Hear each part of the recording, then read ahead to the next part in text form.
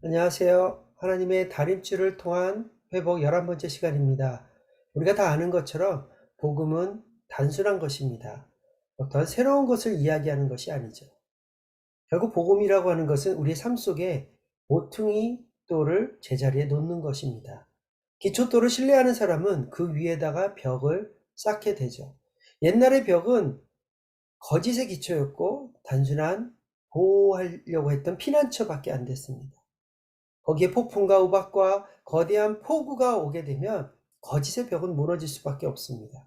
그러나 기초돌에 세운 벽에 폭풍이 오면 무너지지 않고 튼튼하고 견고합니다. 그리스도가 우리의 기초돌이 되면 우리의 삶의 벽을 쌓게 되는 것이에요. 이것이 바로 구속의 기초돌이 되는 것입니다. 니에미야는 어떻게 하나님의 형상과 이미지를 회복할 것인가를 말하고 있어요.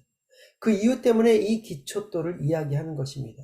베드로전서 2장 4절에서 보면 모퉁이 돌 대신 예수 그리스도가 새로운 구원의 벽의 기초돌로 우리 마음에 놓여지는 것을 보여줍니다.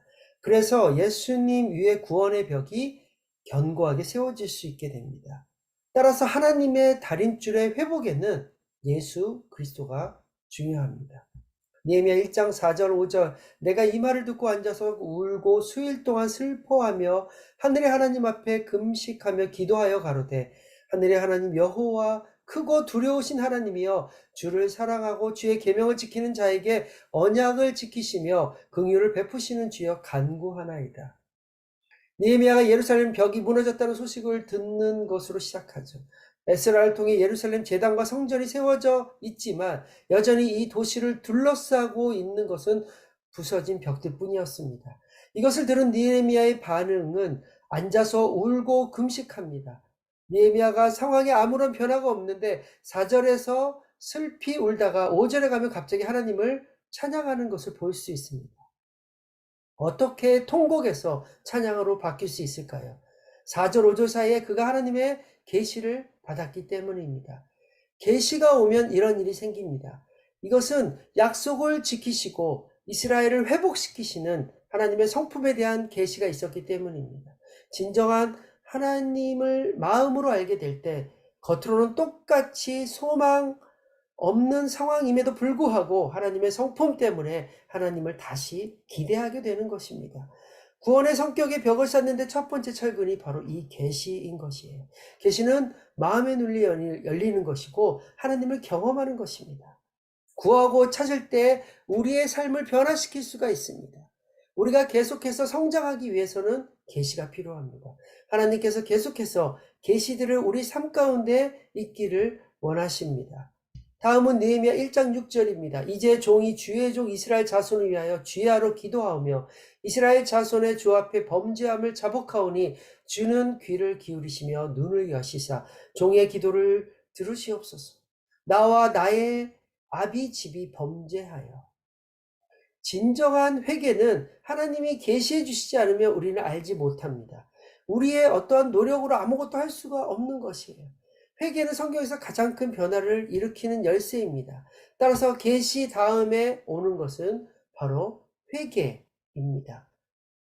우리는 변화를 받고 싶은데 그 변화는 바로 회개를 통해서 오게 되는 것이에요. 회개는 하나님이 우리에게 변화를 위해 주신 기회입니다.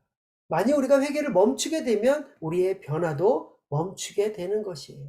그래서 내가 지금 회개를 하고 있다는 것은 내가 지금 변화되고 있구나. 내 성격과 성품이 변하고 있구나. 그래서 회개가 중요합니다.